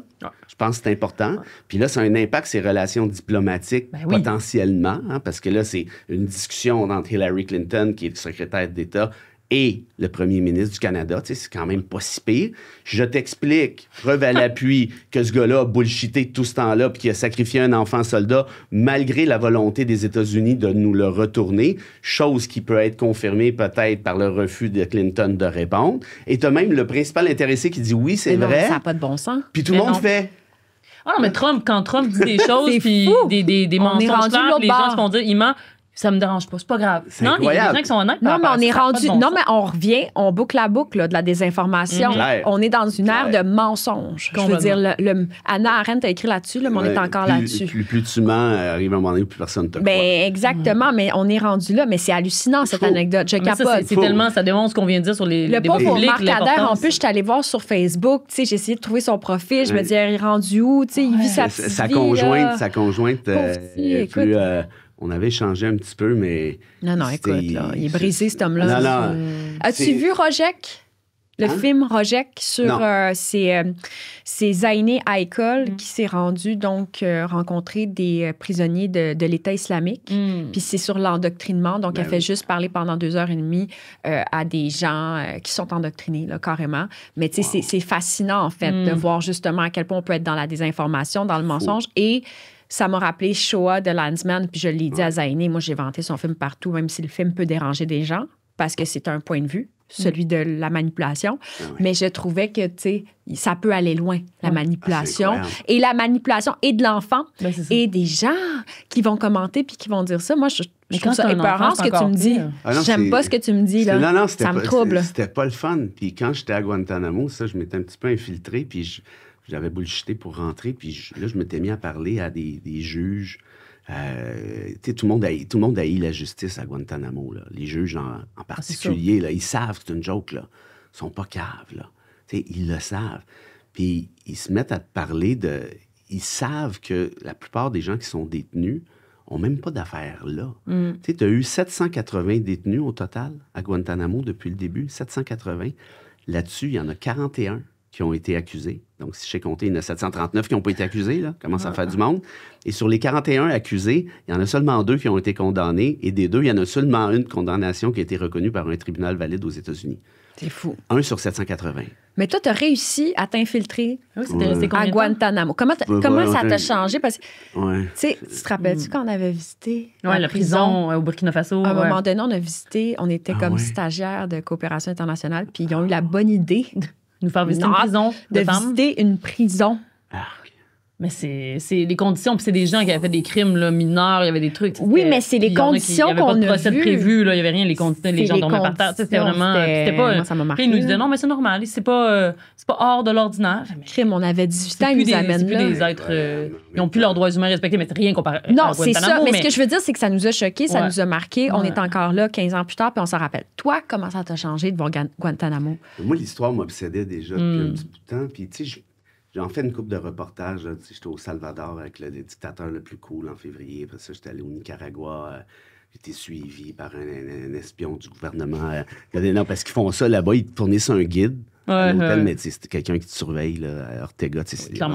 Moi, j'adore ça, ces affaires-là. Je trouve ça... Oui, ça te met des fois, oui, l'adrénaline. L'adrénaline. Puis d'autres fois, là, tu vois, j'étais au Rwanda cet été, puis je suis revenu de là... voir des crânes d'enfants là, avec des machettes, là, ça, c'était une autre histoire, par exemple. C'était une autre affaire. L'Éthiopie, mais comment tu fais pour continuer à faire la pratique que tu as puis en parler de ces choses-là? Et moi, je serais dans mon lit en boule puis j'écouterais des séries. Là, c'est dur. Là. Ben, tu vois, ça revient un peu au paradoxe de tout à l'heure, j'ai l'impression. Puis là, je ne vais pas m'auto-psychanalyser, là, mais j'ai comme l'impression que... envie de ça en fait, on te l'a pas dit, mais c'est une séance de psy. Oui, mais écoute, peut-être que j'en ai besoin, mais ça revient à la même chose. J'imagine ma réponse est la même. C'est le sentiment d'injustice. Je me dis, il faut que ça sache et tout. Puis quand je suis revenu de Guantanamo, ben en fait, à Guantanamo, c'était quelque chose parce qu'ils ont fini par comprendre assez vite que je les avais bullshités. Je leur avais fait croire que j'étais rentré que je voulais y aller pour faire une étude universitaire, comparer les camps de justice militaire avec les tribunaux conventionnels pour dire que finalement, il n'y a pas tant de grandes différences en matière de principe de justice naturelle. Les épais, ils m'ont cru. Tu sais, je me dis, ils sont tellement... Puis j'ai été fouillé. Ils ont fait le monde rentrer de même. Non, mais ils ont fouillé mes trucs de sécurité. J'ai assez machin. Il y a plein d'affaires qui popaient partout. T'as dû avoir peur? J'avais... Non, t'as peur de rien, Frédéric. Non, je dis non, c'est pas vrai que j'ai peur de rien, mais j'avais tellement le goût d'aller là. Puis j'étais sûr, écoute, la veille, on a pris l'avion à Saint-Andrew. C'est la base militaire de Saint-Andrew, qui est la base militaire du président des États-Unis. C'est proche de Washington. Et je me suis dit, même en rentrant là, j'attendais à 5 heures le matin, le gars vient me chercher, Ron Flesvig, puis on débarque, écoute, c'est toute une histoire, les douanes, machin, puis toute la quête. Puis là, il dit, là, il faut que je te dise quelque chose. J'ai dit quoi? Il dit, arbitraire rime avec militaire, Fred. Je dis, ouais, puis... Il dit, pas sûr qu'on va partir. Il dit, je suis allé sur des porte-avions en Corée, je suis allé sur des porte-avions au Moyen-Orient. Puis lui, c'est un haut gradé, je ne me souviens plus, là, Sergent, je ne sais pas, non, plus que ça. Puis il dit, il n'y a pas un endroit plus difficile de rentrer qu'à Guantanamo, fait qu'on pourrait très bien se faire virer comme des crêpes. Mais je dis, même toi? Il dit, même moi. Fait que ça, il dit, pose pas de questions, ça va être ce que ça va être. Mais c'est sûr, mais je suis même étonnée que tu sois allé. Je te jure que quand je suis débarqué, là, sur à l'aéroport, si tu veux, de Guantanamo, un petit aéroport, une petite piste de rien, puis là, tu as Cuba, là, c'était à Cuba, en fait, là. Puis là, on peut pas prendre la route parce qu'évidemment, la chicane est pognée à Cuba depuis longtemps. Fait qu'il faut prendre un traversier. Puis c'est là que j'ai jasé, notamment avec le juge en charge de l'instruction, parce que là, j'étais à côté sur lui. Puis il voulait pas me parler. Je parlais de baseball, il venait de Dallas. Puis ça, son père est en Allemagne. Ah oui, t'es un militaire. Puis finalement, il a fini par plaguer Kader. Puis il a fini par me dire, ah oui, c'est un petit Christ-là. Non, mais je fais la même stratégie que toi, là. Non, mais wink-wink, là. À un moment donné, je suis pas là pour rien. Mais quand je suis débarqué là, j'ai fait... j'ai eu une petite émotion, je dois dire, parce que je dis, OK, Canada débarquer ici, puis c'est l'île de la mort, cette affaire-là. Là, tu sais, puis, c'est pas drôle. Là. Non, c'est l'île de la mort. C'est dramatique. Il y a c'est tout petit, hein, pareil. C'est gros comme Verdun, là, Guantanamo. Là, c'est minuscule. Et sur le top d'une montagne, Flesvig m'avait dit, tu vois les caméras qui sont là? Oui. T'es filmé temps plein. Tu fais pas de folie. C'est ça. Puis tu n'as pas le droit de filmer sur les lieux, puis tati, puis tata. Puis évidemment, moi, ce que je faisais, je filmais pareil, j'envoyais ça par Messenger à des amis, puis j'effaçais après. Mais un matin, je pensais que j'allais... Non, je pensais que ça allait... Je vais vous le raconter, parce que celle-là est quand même assez drôle. C'est que j'étais avec, justement, Flesvig en question, qui me suivait partout, là. Tu sais, à Guantanamo, là, il y a un Subway, puis il y a un pub irlandais où j'ai mangé la meilleure pizza végétarienne de ma vie, par ailleurs, que je recommande fortement. C'est un peu compliqué commander là, mais autrement, c'est parfait. Et il y a un McDo aussi. Et ce gars-là me collait au cul tout le temps, là. C'était sa job, là. OK? Puis des fois, je dis, non, quand je vais marcher, run, c'était à 10 minutes sans faire du bien. 8 minutes après, je chantais une vanne derrière, je me revirais de bord. Hey Fred, t'es sûr, tu veux toujours pas de. Non, c'est tellement hallucinant. Non, c'est comme dans. T'es là, c'est Tintin, là. C'est pareil. Et bref. J'aime la référence à Tintin. Il y a vraiment de ça, là. C'est Guantanamo, c'est Tintin les Picaros, là, tu sais. Ou autre, en fait. Et tout ça pour dire que. Ils ont fini, c'est ça, par comprendre que je n'étais pas de leur bord. Je les ai trouvés lents un peu. Puis l'adjoint de Flesvig s'appelait Andrew Cole. En tout cas, c'était Cole, je pense que c'est Andrew Cole. Il disait, Hey Fred, il dit, je t'ai entendu en anglais, évidemment, je t'ai entendu à Radio-Canada ce matin. Je dis, ah ouais, je savais pas que tu parlais anglais. Je dis, j'ai pas besoin. J'en ai assez aillé pour ça. OK, ils ont envoyé un petit verbatim. Mais toi, là, tu me fais penser à Sarah Polley, qui a écrit « Courir vers le danger ». Ouais. Run towards the danger. Ouais, tu y vas. Non, mais tu y vas, t'es prêt. Je le dis, c'est ça. Mais attends, celle-là, vous allez rire, par exemple. Parce que j'étais avec Flesvig, c'est ça que j'avais raconté. Ah oui, OK. Ça, c'était comique. J'ai pas le droit de prendre de photos, mais moi, je dis, Chris, là, je suis là, je suis à Guantanamo, je vais prendre des photos, puis je vais faire un documentaire avec ça et tout. Fait que, bref. Et je suis dans une espèce de mini bunker au Camp Justice. Il y a des barbelés partout, là. Tu sais, il y a des barbelés, là. Puis là, je dis, pourquoi des barbelés? J'ai peur que des parachutistes débarquent. Tu sais, vous êtes l'armée américaine. Là. Il n'y a rien qui va se passer ici. Là. Mais bon, bref, ils sont en paranoïa totale. Puis t'es fouillé à chaque 2 minutes. Ils ont fouillé 4 fois mon cellulaire, volontairement. Là. Ils me demandaient, prenez mon téléphone, puis bon, machin. Bref. Puis là, il y a le premier palais de justice qui a été construit sur le fly. C'est là que Kader a subi ses... Ça peut même pas des procès, enquête préliminaire, machin. Mais tu sais, c'est une institution, là, pour moi. J'étais comme... Puis j'avais trouvé une manière de rentrer, puis je voulais prendre des photos, tout ça. Fait que là, je sors du bunker. Puis ça, cette fois-là, c'était même pas volontaire. Je dis à Flesvig, je vais aller à la salle de bain. Il dit, tu te rappelles, c'est où? Je vais y aller avec toi. Je dis, non, c'est correct. Là, je suis allé pisser tout seul. Là, puis je me reviens. Puis moi, je me perds à Mont-Laurier, là, tu sais. C'est une catastrophe. Puis là, je gigonne, je cherche les toilettes extérieures, je trouve. Puis à 8 heures chaque matin, il partait l'hymne national américain. Tu sais, c'était d'un quétaine total. Puis je me suis vraiment perdu. C'était pas volontaire, je me suis réellement perdu. Puis là, je vois ça, puis là, c'est plus fort que moi. Tu sais, je pars ma caméra et je filme le palais de justice qui était juste à la butte, là-bas. Puis je me promène, puis je commente en même temps. Puis je continue de marcher. Avec sa caméra sortie. Il y a 2 soldats qui sortent du coin parce qu'évidemment, tout est filmé. Puis là, j'ai eu une mitraillette dans le front. Ah! Puis, ouais, non, niaise pas, là. C'était Guantanamo, là. Mais non, mais c'est fou à sortir ta petite caméra. Puis là, il commence à m'engueuler. Ben, je comprends. Là, je dis, non, je suis au téléphone, la petite tata, puis là, don't speak English well. J'essaie de trouver une... Fait que bref, il dit, on n'a pas fini avec toi, Fait que je suis allé dans un autre cossin après. Le boss de la sécurité de Camp Justice est venu. Puis Flesvig, moi, je n'avais pas raconté, je m'en étais pas vanté, évidemment. Il était à voir Flesvig, il dit, ton petit Chris, il sort. Il sort de Guantanamo. Puis là, t'es sorti? Puis là, il débarque. Puis là, je dis, non. Puis Flesvig, qu'est-ce qu'il a fait? Il dit, il filme illégalement. Je dis, non.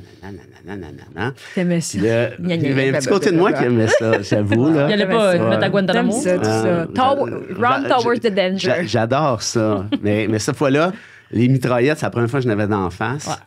Puis ça, c'est quelque chose, par exemple. J'ai jamais eu un gun dans le front, là. Mais là, j'en avais 2. Tac? Non, ils m'ont pas frappé, mais ils sont débarqués. L'affaire aussi, c'est que moi, je filmais comme une espèce de touriste. Voilà, le terme est bien... Comme un tata.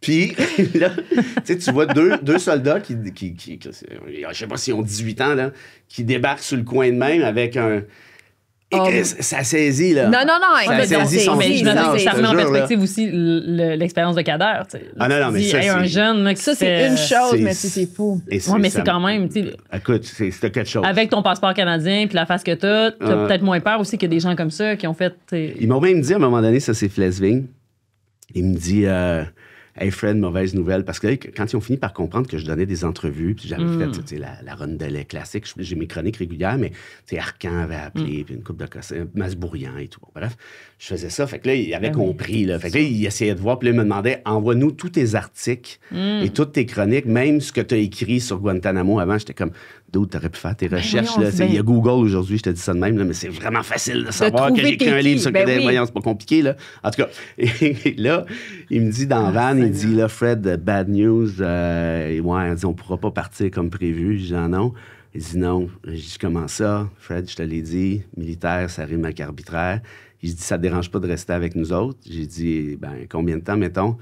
Fred, arbitraire, ça rime avec militaire. Aïe, aïe. boy, fait que t'es Mais resté là, au moi, final. écoute, t'as un autre livre à écrire, là, bientôt, là. Ouais, ben, La ouais, méta, éventuellement. le méta de ça, là. Ouais, c'était Ouais. magique, tu sais, C'est c'était fou. vraiment Mais c'est fou cool. parce que ça aussi, tu reviens de là, là. Tu racontes ça à qui? Qui veut t'entendre? Qui veut. Tu sais, je suis sûre que ça devait même être tellement déstabilisant. Tu as vécu quelque chose de tellement formidablement incroyable, stupéfiant. Là, tu Mais je arrives à la pense que maison, ça a tu quand reviens même au marqué Québec. l'imaginaire. Tu sais, tu parles de Marcadeur, même des années après, les gens s'en rappellent, ça avait tellement été instrumentalisé que. Ouais. Mais tu sais, non, mais l'expérience. Ouais, ouais, l'expérience, clairement. tu sais, quand on vit Il des y a personne qui a vécu ça expériences comme toi, là, tout à fait. Je veux dire, c'est différent, là. C'est comme, c'est fou. Puis là, après, tu reviens à la maison, puis t'es comme, hey, allô tout le monde. Tu sais, à chaque fois, c'est Ça drôle va que bien? tu parles de ça. Non, mais À je trouve chaque ça fois vraiment que déstabilisant. chaque C'est fois que je reviens chez moi après un long voyage, là, du genre, là, tu sais, même cet été, là, Rwanda, Éthiopie, ça fait pareil, là.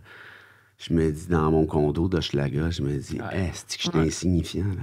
C'est Je fou. trouve ça, c'est un coup de batte dans le front à chaque fois, puis tu sais, je critique pas personne en disant ça. Là, Non, tu sais, mais j'ai- ça j'ai une te vie de change. bourgeois, là, tu sais, très clairement. Oui, mais Toi, ça alors te fait ça aussi, Mika? alors que c'est ce que tu fais, c'est justement pas insignifiant. Tu sais, c'est parce que tu fais ces choses-là que nous, ici, on y a accès puis qu'on peut.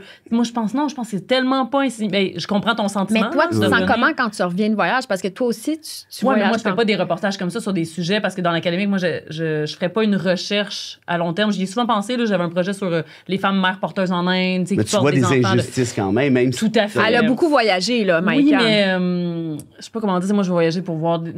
C'est pas la même chose. Comme chercheuse, j'aurais de la misère à faire une recherche. Comme journaliste, je le ferais. Mais comme chercheuse, je me sens pas légitime. Je me dis, ben, je peux pas faire de la recherche sur des gens, tu sais, à qui je suis pas. Justement, j'ai une positionnalité tellement différente d'eux. Mais c'est qu'en plus de voir la détresse humaine un peu partout, Ouais. ça, c'est sûr que, effectivement, même quand on voyage, même au Burkina, tu sais, on est revenu, puis on était là, OK. On était marqués. Ben nous, on est là, on est dans notre condo, on est dans notre famille, on a l'opulence, on vit Vous dans... trouvez pas ça... Ben, Ben, je trouve ça moi, je trouve ça extrêmement difficile. C'est de pas partager après avec les gens. Les gens ne comprennent pas. Tu sais, mettons, quand on s'est connus, Ouais. Maïka, puis moi, j'ai commencé en droit international.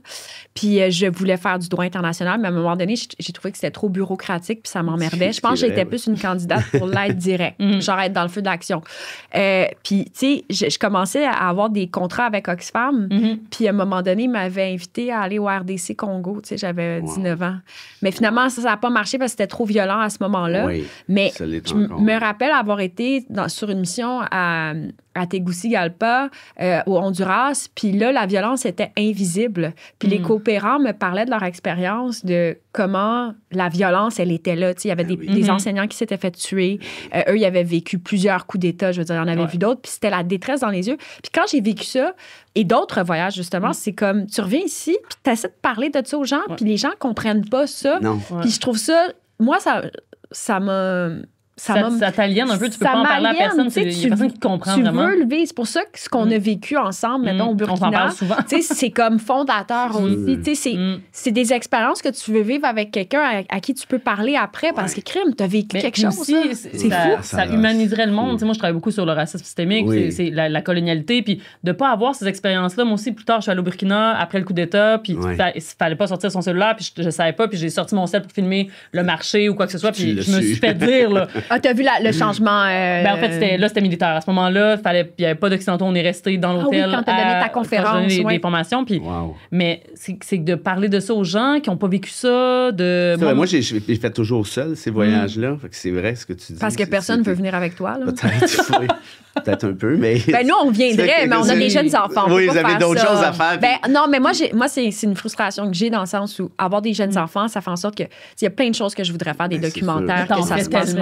Oui, mais j'aimerais ça. Tu sais, mettons, là, je sais pas, là, je voulais aller comme... Je me suis réveillée cette semaine, je suis comme, hey, j'aimerais ça aller près de la frontière en Afghanistan. Tu sais, j'aimerais ça aller en Turkménistan ou whatever. Je veux y aller. Tu sais, j'ai comme eu cet élan-là. Je suis comme, mais non.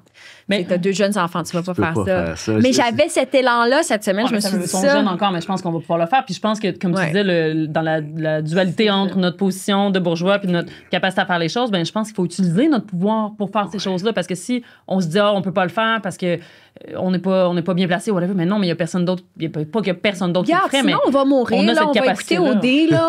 On va s'asseoir sur notre sofa, là. Puis on a le droit d'être en vie. On a le droit d'être éveillé sur ces affaires. Là-dessus, moi, je veux revenir à toi, Frédéric. Oui, puis je trouve que c'est un très bon segue vers ce avec quoi je voulais pseudo-terminer. C'est un segue. C'est quoi ça, segway? Moi non plus. Comme un plan de coupe. Mais non, mais quand tu passes d'un point à l'autre, segway, je pensais que c'était une trottinette. Mais voyons, on fait des documentaires, la gang. Mais non, tu passes d'un à l'autre. J'ai jamais entendu ça. En tout cas, un pont. C'est un pont vers... OK, tout le monde, un segway, un pont. C'est un pont. Donc, tu cites beaucoup Camus dans tes chroniques? Camus! Albert. Camus. Donc, Bébert, il dit quelque chose que tu cites toi-même. J'ai pas lu Camus pour l'occasion, mais que je trouve qu'il réfère bien à ta pratique. Donc, Camus dit « Chaque génération, sans doute, se croit vouée à refaire le monde. La mienne ne fait pas exception. Mais la mienne sait pourtant qu'elle ne le refera pas. Je vais pleurer. Mais sa tâche est peut-être plus grande. Elle consiste à empêcher que le monde se défasse. Puis je voulais te remercier de faire attention, que le monde ne se défasse pas. Merci pour ta pratique intellectuelle. Tu sais à quel point j'aime Camus? Je vais vous montrer quelque chose. Ah non, mais attends un peu. Là. Je veux juste te dire une chose après. Puis après, on arrête le... Il y a un tatou de Camus pour les gens à la maison. Wow! Montre-le à la caméra. Montre-le à la caméra. Wow. C'est la première fois que je le montre en public. Très beau tatou. Je vais vous dire de quoi sur Camus, là, parce que moi, je suis en amour avec Camus.